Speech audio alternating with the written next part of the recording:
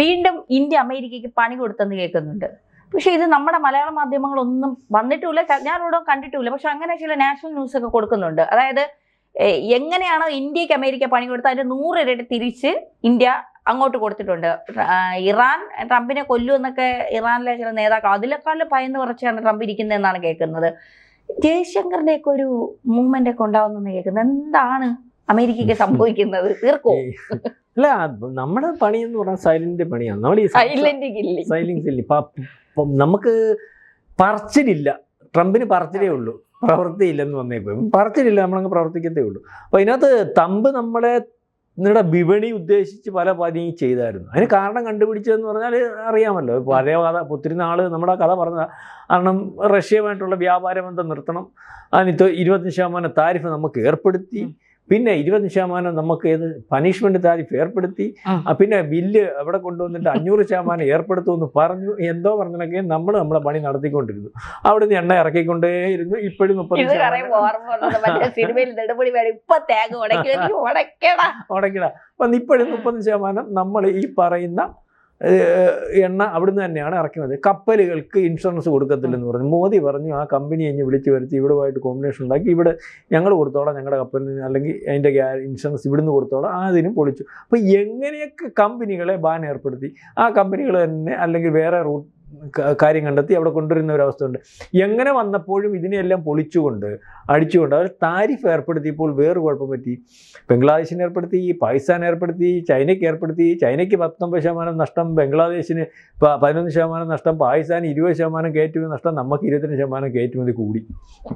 മനസ്സിലായാലും. അപ്പോൾ എന്തുകൊണ്ട് നമ്മുടെ ഓട്ടോമൊബൈൽ സാധനങ്ങൾ, നമ്മുടെ ഈ പറയുന്നത് പോലെ മരുന്നുകൾ, മറ്റു കാര്യങ്ങളൊക്കെ അവർക്ക് വേണം. ഇതിനെ ഒഴിവാക്കി IT മേഖലയിൽ സാധനങ്ങൾ ഇനി ഒഴിവാക്കിക്കൊണ്ട് അമേരിക്കൻ കമ്പനിക്ക് പോകാൻ പറ്റത്തില്ല, ബാക്കിയുള്ളവരെ ആശ്രയിക്കാൻ പറ്റത്തില്ല, അതിനകത്ത് വിശ്വാസ്യതയില്ല.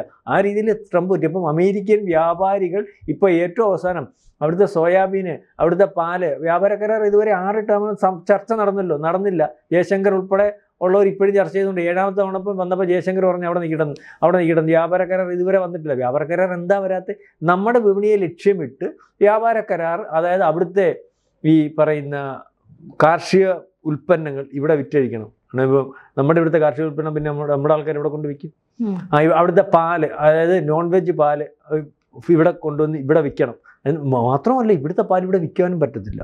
നമ്മളാണ് ലോകത്ത് ഏറ്റവും കൂടുതൽ സബ്സിഡി കൊടുത്ത് 9 തൊട്ട് 15%, 11 കോടിയോളം വരെ ക്ഷീരകർഷകർ. ഇപ്പോൾ ലോകത്തിൻ്റെ നമ്പർ 1 പാല് കയറ്റുമതി രാജ്യത്ത് നമ്മളിവിടെ ഉണ്ടാക്കുന്ന പാല് നമുക്കിവിടെ വിൽക്കാൻ പറ്റത്തില്ലെന്ന്. അയാളുടെ പാൽ ഇവിടെ കൊണ്ട് വിൽക്കണം, അയാളുടെ സോയാബീൻ ഇവിടെ കൊണ്ട് വിൽക്കണം, അയാളുടെ ജനിതക മാറ്റം വരുത്തിയ കാർഷിക ഉൽപ്പന്നങ്ങൾ ഇവിടെ വിൽക്കണം. ആ സ്ഥാനത്ത് നമ്മുടെ നല്ല കർഷകരുടെ സാധനം ഇവിടെ വിൽക്കാനും പറ്റത്തില്ല. മോദി പറഞ്ഞ ആ കോള് വേണ്ട.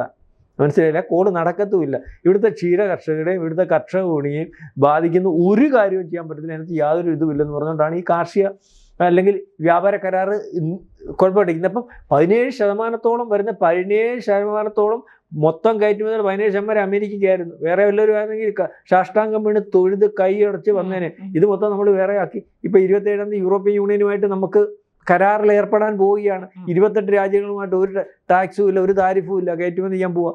അപ്പോൾ ഇതോടുകൂടി അതങ്ങ് പൊളിഞ്ഞു. അപ്പം മാത്രവുമല്ല, ഏറ്റവും പ്രധാനപ്പെട്ട അത് അവസാനം പറയാമെന്ന് വെച്ചിരുന്ന എല്ലാവരും ചോദിച്ചല്ലോ, ആണ്ടെ ചൈനക്കാരൻ താരിഫ് ഏർപ്പെടുത്തിയല്ലോ, റെയർ മെറ്റീരിയൽസ് കൊടുക്കത്തില്ലെന്ന് പറയും. ഇന്ത്യക്ക് എന്താ നട്ടല്ലില്ലേ? ഇന്ത്യക്ക് നട്ടല്ലൊക്കെ ഉണ്ട്. പക്ഷേ ഇന്ത്യയുടെ നട്ടലിൻ്റെ കാര്യവും ഇന്ത്യ വിളിച്ചു പോകാറൊന്നുമില്ല. നമ്മൾ പ്രകോപനമൊന്നും സൃഷ്ടിക്കാറില്ല. അതായത് ചുമന്ന പരിപ്പ് എന്ന് പറയുന്ന ഒരു സാധനമുണ്ട്, ഏറ്റവും കൂടുതൽ അമേരിക്ക കയറ്റുമതി ചെയ്യുന്ന, അല്ല ഭയങ്കര വില എന്ന് പറഞ്ഞാൽ അവൻ്റെ സാധനത്തിനെല്ലാം വിലയും കൂട്ടി വെച്ചേക്കും. അതങ്ങ് നമ്മൾ 30% ടാക്സ് അങ്ങ് ഏർപ്പെടുത്തി. സോയാബീൻ വിൽക്കാൻ പറ്റാതെ ചൈന ഉൾപ്പെടെയുള്ളവർ പണി കൊടുത്തു കഴിഞ്ഞപ്പോൾ അവിടെ കിടക്കും. അപ്പം അവിടുത്തെ വ്യാപാരികൾക്ക് കർഷകർക്കും ഇപ്പോൾ സബ്സിഡി കൊടുത്താൽ നഷ്ടത്തിന് നിർത്തിയിരിക്കുന്നത്. അവർക്ക് ഈ സാധനം കയറ്റുമതി ചെയ്യാനോ അല്ലെങ്കിൽ വിൽക്കാനോ പറ്റുന്നില്ല. ഇന്ത്യയിലേക്കുള്ള വിപണി ലോകരാജ്യങ്ങൾക്കെല്ലാം പ്രശ്നമാണ്. അത് അല്ല, ഇന്ത്യൻ വിപണി ഒഴിവാക്കി അവർക്ക് പോകാൻ കഴിയില്ല. ഇപ്പം കഴിഞ്ഞ ദിവസം സെനറ്റിൽ അംഗങ്ങളെ സ്വാധീനിച്ച് ഈ പറയുന്ന വ്യാപാരികളെല്ലാം കൂടെ കത്ത് കൊടുത്തേക്കുക ട്രംപിന്. ഇതിങ്ങനെ പോയാൽ പറ്റത്തില്ല, ഞങ്ങൾക്ക് സാധനം വിറ്റേ ഒക്കത്തുള്ളൂ, നിങ്ങളുടെ ഈ നയം കൊണ്ട് ഇരുന്നാൽ ഇന്ത്യൻ വിപണി നഷ്ടമാകുന്ന ഒരവസ്ഥ വരും, അതിന് മാറ്റം വരുത്തണം. അതായത് അവൻ്റെ സെനറ്റിൽ കയറി മോദി കളിച്ചെന്ന് വേണേൽ പറയാം. ജയശങ്കറിനെ കൊണ്ടായതൊക്കെ അല്ലെങ്കിൽ വർത്തമാനമെല്ലാം പറയാം ജയശങ്കർ.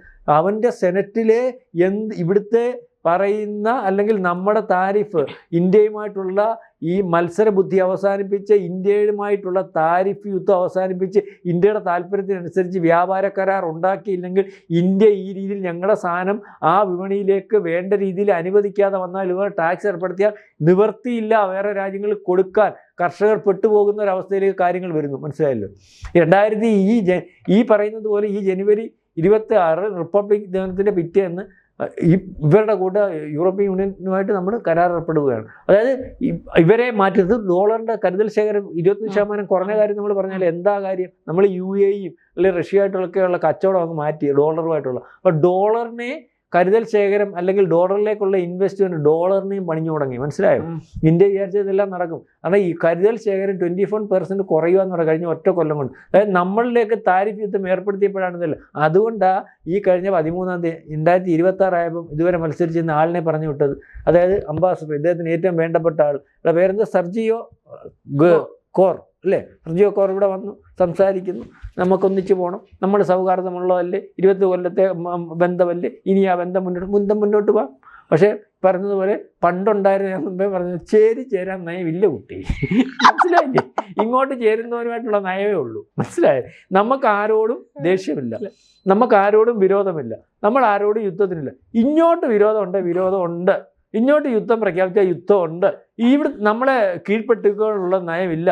നമ്മൾ തമ്മിൽ കരാറുണ്ടോ? നമുക്ക് 2 പേർക്കും ഗുണം ഉണ്ടാകുന്ന കരാറേ ഉള്ളൂ.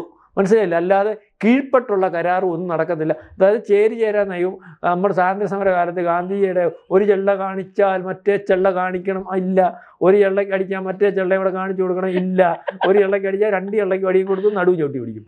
ഇത് നമ്മൾ ഒത്തിരി വട്ടം പറഞ്ഞിട്ടുണ്ട്. അതായത് ഇപ്പം നമ്മുടെ നയം ചേരാൻ നയം ഇല്ല കേട്ടോ. അത് പണ്ട് കോൺഗ്രസ് അപ്പം അത് നമ്മുടെ കോൺഗ്രസിൻ്റെ കാലത്ത് വേറെ ഇപ്പോൾ ആ നയമൊന്നുമില്ല. ഇതാണ് നമ്മുടെ നയം, നമ്മുടെ വിദേശ നയം ഇങ്ങനെയാണ്. അത് ലോകത്തെല്ലാവർക്കും താല്പര്യമാണ്. അതുകൊണ്ട് ട്രംപിൻ്റെ താരിഫ് ബംഗ്ലാദേശിനോട് നടക്കും, ട്രംപിൻ്റെ താരിഫ് ഒരുപക്ഷെ പാകിസ്ഥാനോട് നടക്കും, ട്രംപിൻ്റെ താരിഫ് നമ്മൾ കഴിഞ്ഞ ഒരു കൊല്ലം പരിശോധിക്കുമ്പോൾ ചൈനയോട് പോലും നടക്കും. പക്ഷേ ഇന്ത്യയോട് നടക്കത്തില്ല. ഇന്ത്യൻ വിപണി അത്രയ്ക്ക് കരുത്താർജിച്ചു, ഇന്ത്യൻ സംവിധാനങ്ങൾ അത്രയ്ക്ക് കരുത്താർജിച്ചു, ഇന്ത്യയുടെ ആഭ്യന്തര അല്ലെങ്കിൽ സുരക്ഷാ സംവിധാനം അത്ര കരുത്താർജിച്ചു, ആയുധങ്ങൾ അത്ര കരുത്താർജിച്ചു. ലോകത്തിലെ ഇന്ത്യൻ വിപണിയെ ആശ്രയിക്കാതെ ലോകത്തിന് മുന്നോട്ട് പോകാൻ പറ്റുന്ന ഒരവസ്ഥ ഇല്ലെന്നുള്ള രീതിയിലേക്ക് വന്നു. നാറ്റോ തകർന്നു. ഏറ്റവും പുതിയ വാർത്തയാണ്, നാറ്റോയ്ക്ക് ഇനി ഇന്ത്യയെ ആശ്രയിക്കാൻ നിൽക്കാൻ പറ്റത്തില്ല. നാറ്റോ ആളുടെ മനസ്സിലായില്ല. സഖ്യം തകർന്നല്ല, സാമ്പത്തിക തകർച്ച ഉണ്ടായിരുന്നു. അപ്പം അതേ രീതിയിലേക്കാണ് കാര്യങ്ങൾ. ഏതായാലും ജയശങ്കർ ഈ പറയുന്ന പോലെ പരിപ്പെടുത്തു ട്രംപിൻ്റെ എന്ന് വേണം നാടൻ ഭാഷയിൽ പറയാൻ. കൂടുതൽ വാർത്തകളും വിശേഷങ്ങളും നിങ്ങളിലേക്ക് എത്താൻ ABC മലയാളം സബ്സ്ക്രൈബ് ചെയ്യുക, ബെൽ ബട്ടണും അമർത്തുക.